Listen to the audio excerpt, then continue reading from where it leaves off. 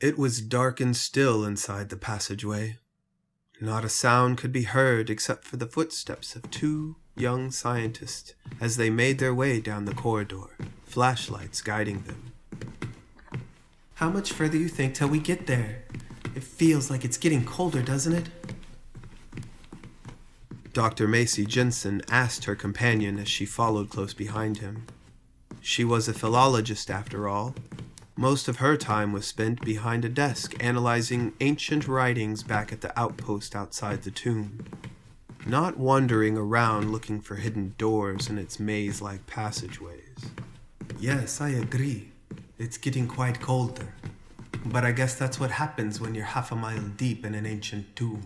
Macy slammed into his back as he came to a dead stop. Hey, man! To answer your first question, I believe we are here. Before the two explorers stood a stone door with hieroglyphic iconography etched all over it. The door was much larger than the pictures gave it credit for. After spending weeks deciphering the coded language, Dr. Jensen now knew how to enter the chamber on the other side. After all, not everyone could speak Atlantean. Moving past Derek, Macy cautiously approached the closed entrance. She glanced back at Derek one last time to make sure he was still there. She was scared. Something about this place filled her with a sense of dread. And the sooner they could finish here and get back to the surface, the better. Iwanu Kokar, she said with a slight shudder. Although Macy knew what she had said, Derek, on the other hand, did not. He was just a simple archaeologist, not a language expert. He fancied himself more of a treasure hunter. Almost instantly, the door began to change. The symbol started to glow an iridescent blue, the glow's light quickly covering the whole of the stone door. Another moment later, and the door exploded into a tiny million shards that disappeared like the embers off a flame. Well, that was interesting. Shall we? Moments later, the pair found themselves in a circular room with nothing but an eroded pedestal in the center, of which an odd object rested on top. Derek noticed the room was colder than the passageway they had just came from. He swung around looking for Macy when he found her at the pedestal handling the orb-like object. It looked metallic, not at all ancient like most of the relics he had come across. His questions were silenced as he watched the orb begin to glow. It was beautiful. That was all he could think as the light began to overtake his companion with its luminosity. The light intensified rapidly, but Derek could not look away. His eyes began to water, but he could not close them. He did not want to close them. And then, in the blink of an eye, he found himself standing in the middle of a field with a single tree only paces away. In the background was a lake and a few mountain ranges. Where was he? Moments ago, he was in an underground tomb looking for evidence of the lost city of Atlantis, and now he was in the middle of, well, he honestly had no idea. Then he thought of Macy, and he spun around, looking for any sign of her, relieved when he saw that she was only a few meters away. And that's when he noticed the female figure across from her. He could see that she was taller than him, and he was 6'1". But she was slender, and had a grace about her he had never experienced in anyone he had ever met. And that's when the voice came to him. Do not worry, you are safe. Derek made his way to Macy and their new acquaintance. She was garbed in a white toga-like garment with golden trim. Her hair was silky and straight, and her eyes were as blue as the sky above them. He also noticed that any trace of fear had left Macy. She seemed almost at home in this place. So I take it that was some sort of ESP then. I guess that means I don't have to tell you what I'm going to ask you next. Hey now, Derek, you don't have to be a jerk about it. The woman turned to face Derek. She had a serious look on her face that made him feel a bit uneasy. My name is Nima. I was the Minister of Mana within Atlantis. You are in a simulation, and this is a recounting of the fall of Atlantis. I am not programmed to answer most of your questions, as I am merely a messenger to the future of mankind. I am a cephalon created with the sole purpose of passing on this knowledge so that future generations do not make the same mistakes we did. Okay, but how are you speaking English? Derek! I have access to your basic social memories. I am able to instantaneously translate my message into your most commonly used dialect. And as I stated before, this is a simulation. This is not telepathy, although we did possess such gifts. Macy chuckled at Nima's comeback. Derek quickly got over his embarrassment as the trio were instantly teleported to a plateau overlooking the grand metropolis of Atlantis. Speechless, they took in this amazing sight as Nima's voice entered their minds once more. We were a proud people. Science and spirituality were one. Knowledge was everything to us, and we were like gods to our fellow man. We blended art and academics and dreamed of reaching the heavens. And so we began experimenting with ways to use the energies we had access to. But no matter what we did, we could not find our solution. What we did not know was that we had attracted the attention of a true god. Blink. The trio was now at the shoreline outside the city walls. Derek and Macy looked around to try to get their bearings in relation to their last location. They could see the mountain peaks, but only barely, as they were blocked by a dense jungle tree line that bordered the beach from the mainland. And that's when they heard it.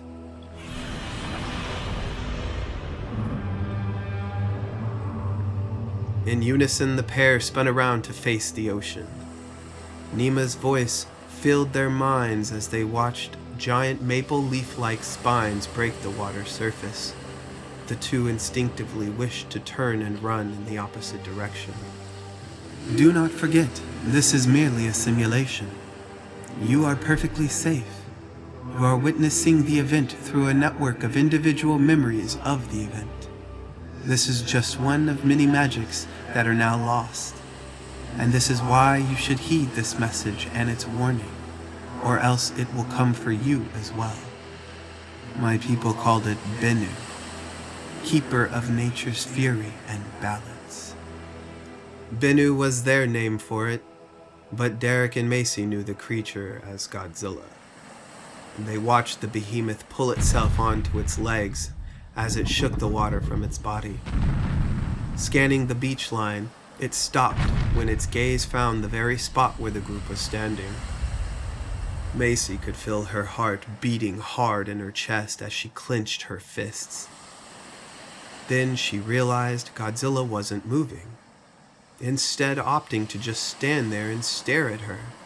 Her curiosity began to overcome her fear. No, not her curiosity, but its curiosity. She could feel its thoughts. How was this possible? Then she remembered this is a simulation. That explains everything, right? Nima's voice filled her mind. You are experiencing this memory through the eyes of one of our most gifted. He attempted to make contact with the Bennu, to understand its intentions. Why had he come? Our best conclusion was that it had come to investigate the new life on our world. We Atlanteans had always believed we were the oldest of creation. But instead of respecting a true God, we challenged it. You see, we sought to harness the Bennu's power. We could feel how strong it was, and we knew that it could take us to the heavens and beyond. Blink. Now the pair found themselves on top of a city wall overlooking a grassy field. Godzilla stood like a mountain as the Atlanteans surrounded him and moved in ever closer. Being able to peer into the Benu's thoughts gave us confidence in our ability to control it. We thought if we could bring it into submission, we could siphon its ever-renewable energy. Oh, how wrong we were. Derek and Macy watched Godzilla scratch at its head, trying to claw at the voices inside. It was obvious that it was quickly growing more agitated. Snarls and grunts escaped its mouth as it took a step backwards. No, not backwards. It was spinning. Macy, helpless to turn away, watched in horror as Godzilla swiped the ground around him with his long, thick tail. And like that, they were all gone. Nothing but kicked up dust and rubble remained of the Atlantean regiment meant to bring Godzilla under control. But the god wasn't finished yet. Macy could see the rage in its eyes. How dare these insects, she felt. They would pay. And they did. Blink. Macy and Derek watched Godzilla tear through a wall that had stood for centuries, guarding the city's inhabitants.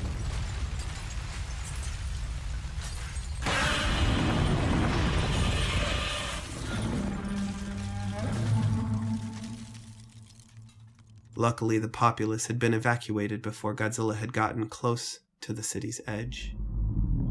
After what felt like a lifetime, the pair watched as Godzilla, satisfied with his lesson, turn around and disappear into the sea beyond. This was our warning. This was our lesson. But did we heed its wisdom? No. No, instead we decided to play God once again. We would have our energy source. We would reach the heavens. We would be gods. And so we set out across its path of destruction and found its remnants. If we could not have the power of the Benu, then we would create our own by combining its essence with whatever we could. We spawned many new life forms, most of which were destroyed when we deemed them failures. But then I discovered the key. Our creatures were already creatures when we combined the essence of the Benu with their own. We needed something that was living, but not sentient. Something that could grow, but was not a creature. I was particularly fond of the Atlantean rose, and so was born my greatest creation, the solution to all of our problems. We didn't need the Benu. We had Biollante.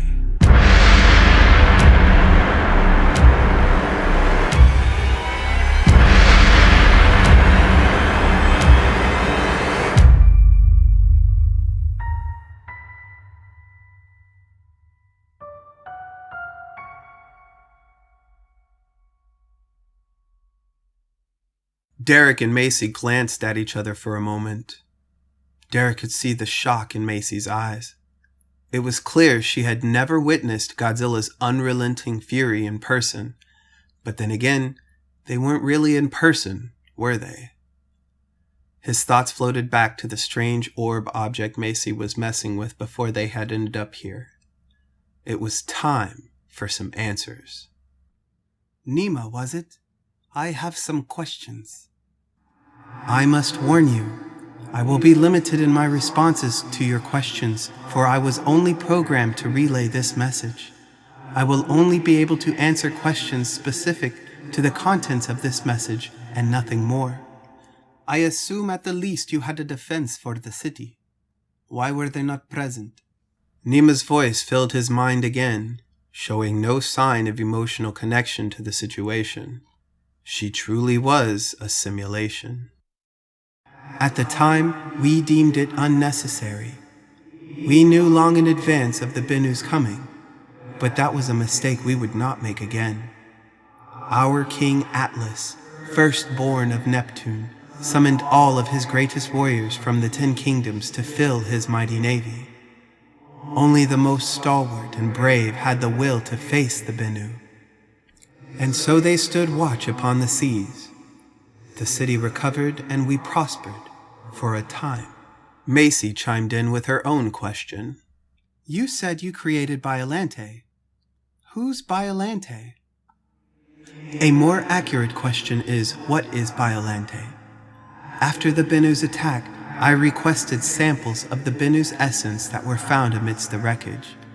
I proposed we use the Benu's essence to create a new source of power, a power we could use to transcend to the heavens. After my king's approval, I set to work, experiment after experiment, test after test, failure after failure. The goal was to fuse the Benu's essence with a creature we could control, who would inherit the Benu's power by proxy. Every time we tried a different species in the hopes that one of the merges would be successful, the subject either died deformed deaths, or their mind was so corrupted that they could not perform basic survival functions such as eating or sleeping, thus resulting in their demise. Derek began to pace in a small pattern around the area he was standing in as he listened. He then reached into his pocket to find his satellite phone, but to his surprise, it was gone. He noticed his backpack was gone, as well as his boot knife. He felt a little uneasy about the absence of his gear. And then suddenly, Nima's voice entered into his mind once again. Do not worry. Your possessions are still with you, but only in the physical realm, for we are in the realm of the mind. As I stated before, this is just a simulation, and you are perfectly safe. Rest assured, all is well. Derek irritatedly shrugged in the direction of Nima's avatar. Right? So why not continue to try and control Godzilla, the Benu? A possibility, but the probability of success was minimal, as we lost the majority of our most gifted in Atlantis. We had not the resources to pursue such actions. But a possibility. Macy shot an inquisitive look at Derek. He gave her a quick smirk and folded his arms and returned his attention to Nima's avatar. Macy rolled her eyes and turned her attention back to Nima as her voice began to fill her head again. Blink. Now they found themselves in what could only have possibly been a laboratory. After years of work, I was tending to my Atlantean rose one day when I had realized the key to success was sitting right in front of me. I set out to combine that of my rose with the essence of the Benu, and much to my surprise, it worked. And so I called it Biollante, the answer to our quest for godhood. My enthusiasm soon turned to horror. Derek and Macy watched as the malformed plant began to shift and move about. Its roots broke through the vase it once called home, and its vines slithered like snakes across the floor and walls. Soon the whole room was covered in ever-growing vegetation. Blink. Now the trio found themselves outside of a giant building. No, a temple. Macy noted the same hieroglyphic icons running up and down its pillars that were on the door to the tomb that they were still in. At the moment, the thought was too much to comprehend as the thick vines curled around the buildings and growing even higher into the sky as if it were a tree. Denizens of Atlantis came rushing at the trio with rage in their eyes. She then realized they were ignoring her and Derek and surrounding Nima. But it seemed like Nima hadn't even noticed the angry mob. In fact, she paid them no attention at all, instead gazing up at the giant stalk which had grown a rosebud. All around them, thick vines blanketed the city, bursting through homes and businesses. Its growth was unprecedented. This was my creation, Biollante, an abomination of man's attempt to play God. Its roots tore through our city. Our shipping lanes were cut off. It was almost if Biollante did not want us to leave. When we tried communing with it, well, simply put, we could not. It was almost pure instinct, doing what every plant would do. Biollante would soon cover the world. As if on cue, a loud sound emitted from the mutated organism.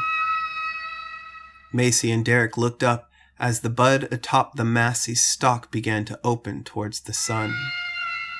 Suddenly, the ground began to shake violently beneath their feet.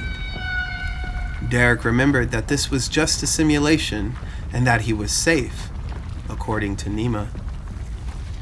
The quaking halted. Macy spun around to survey the damage caused by Biollante. Dust clouds pushed up from the sites where the massive vines had leveled building after building. Blink. They were still in the same spot, only now the plaza was empty, except for them and a few other of Atlantean's denizens waiting amongst the rubble. And it was dusk. The flowered top of the massy stalk had shifted position to the setting sun, and it was quiet, oddly quiet. Macy noticed the body of a child lying on the ground only meters from her. She wanted to rush to the aid of the child, but noticed the young girl was already dead. Nima's voice began to fill her mind. In the first 3 cycles, Biollante released spores which blanketed the city.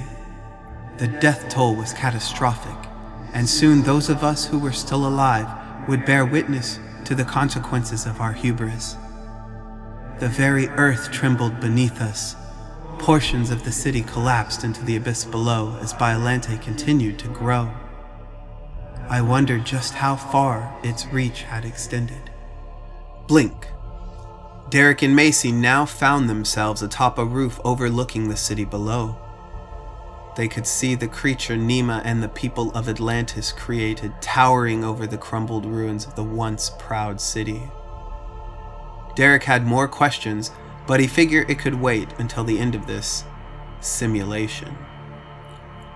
Macy noticed the wall surrounding them, and past that, only the fading light of the sun as it touched the clouds and the sky for the final time over Atlantis. The ground began to vibrate beneath her feet suddenly, and then faded. She braced for another quake, but instead all she felt was another small tremor. Only this time, a faint, low, booming sound followed it. It came again and again, each time growing in intensity. A loud explosion of rock and stone erupted from the section of the wall where the sun was setting. A large bipedal figure began to emerge from the dust cloud. Macy felt her heart skip a beat as she heard the sound of the one the Atlanteans called the Bennu. She was speechless in awe, as was Derek. Then Nima's voice entered their minds once more. I chose this location to spend my final moments. I wanted to see for myself the true power of the Bennu before I died, to watch him end my creation. I finally understood why he had come before. I finally understood its warning. Now bear witness to the final moments of our beloved city. The towering behemoth sniffed at the air around it. Macy took note of Godzilla's sense of awareness. She watched as it surveyed its surroundings, sniffing and sneezing. It was becoming more agitated by the moment, and Macy did not need telepathy to know this. He let out another roar, this time directing it towards Biollante, who replied in kind. Macy noted how much less scary Biollante's cries were compared to Godzilla's. She continued observing the ancient beast as it began to move towards Biollante. Each footstep echoed across the now dead city as Godzilla began to pick up its pace.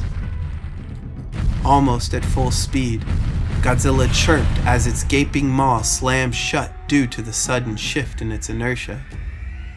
It fell forward, smashing into the streets below, still carrying its forward momentum. Macy watched as Godzilla's lower half bucked up behind it, and she noticed a large vine wrapped around its ankle. As Godzilla slowed to a stop, it took a moment to correct its bearings. It looked back at its ankle and roared at the vine entangling its foot. Without hesitation, Godzilla pulled away from the vine and stood up as the spines on its tail began to glow an iridescent blue. Macy and Derek watched as the lights raced up its dorsal spines as Godzilla inhaled, chest bulging out. Its beam blasted downward at an angle, then quickly climbed horizontally, catching the base of Biollante's stalk, leaving a trail of scorched earth behind. Biollante howled in pain as small fires erupted over its stocky plant-like body, quickly growing into larger flames. Macy almost felt sorry for the poor creature. Biollante was now completely consumed in flame as it bellowed out in agony. Her attention was drawn away from the burning plant as she watched Godzilla burst into a full-on charge in its direction. Moments later, Godzilla came crashing down upon the dying abomination. Smoke and flame were launched into the air as the two giants fell to the ground in a cacophony of roars and cries. The trio watched as Godzilla began to tear into Biollante's body, ripping out pieces of burning vine and stalk. Macy began to feel sick at her stomach as she turned away from the grotesque sight. Satisfied, Godzilla stood upright and bellowed out a roar louder than any Macy had heard from it before.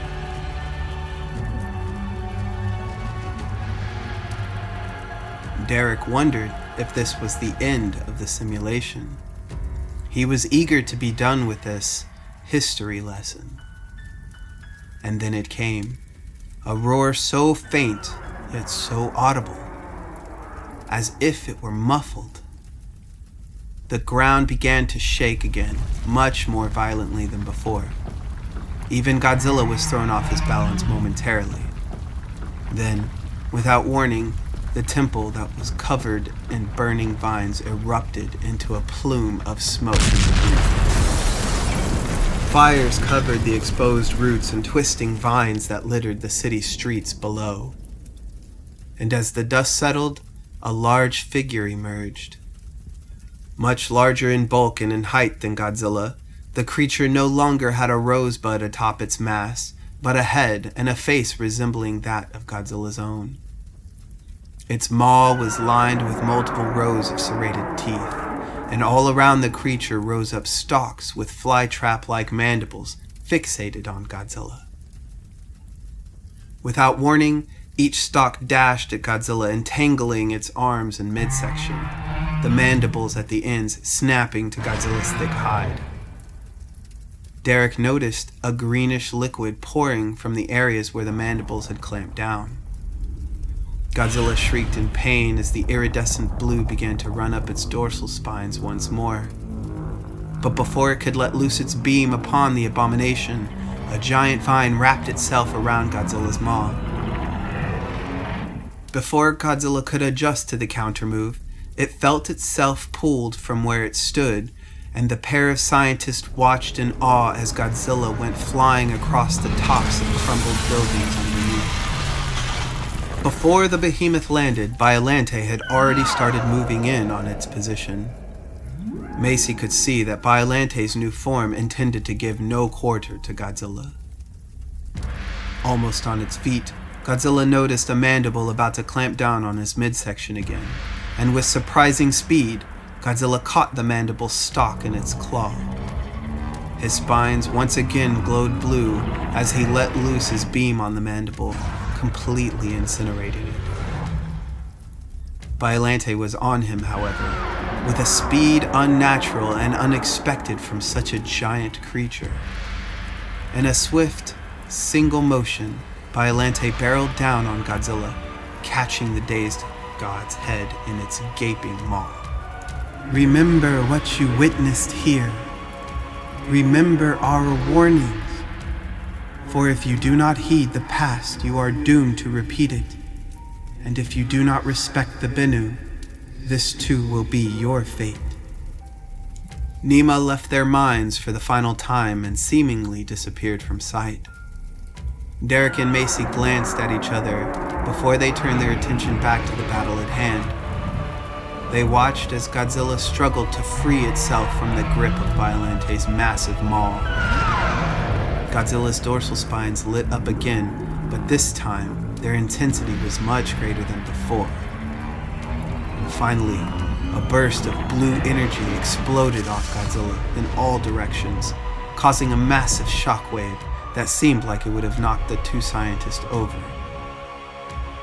Then a wall of smoke and dust hit them, blinding them in darkness.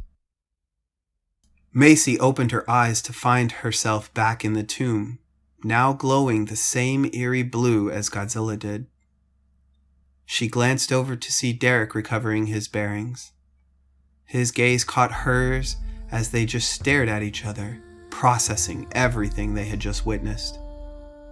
Derek quickly patted himself down, making sure all of his belongings were still there. Backpack, check. Knife, check. Sat phone, check. And last but not least, his pistol that he always kept around for those just-in-case scenarios. That was wild. This is gonna change the world. It most certainly is. Derek turned around, pulling his backpack off and unzipping the top compartment which housed his gun. This was the find of a century, and he knew several people that would be willing to pay top dollar at the chance to control Godzilla. But he couldn't let anyone know his secret. He really didn't care that they had just found the most definitive proof of Atlantis' existence. It was all about the payday for him. Unfortunately, Macy knew everything he knew, and well, that was bad for business. She had to be eliminated. Besides, he had 1,000,001 different stories he could spin if anyone was to come looking for her. He slowly began to pull out his weapon as to not alert Macy to his plan when he heard the familiar sound of a hammer being pulled back in preparation for a shot to be fired. Macy held her pistol firmly to the back of Derek's head. Sorry, Derek. The bigwigs back at Monarch said no witnesses. Tough luck. Before he could retort, Macy pulled the trigger. Derek dropped to the floor with a hard thud. Macy switched the safety on and holstered it in the back of her pants. She picked up his sat phone and dusted it off as she made her way out of the tomb and back to the surface. As the hot sun hit her skin, she took in a deep breath and basked in its warmth. After a moment, she dialed a number on the sat phone with a near, almost instant reply. This is Jensen. I have the artifact and need extraction. Oh, and tell Brooks he's gonna lose his shit.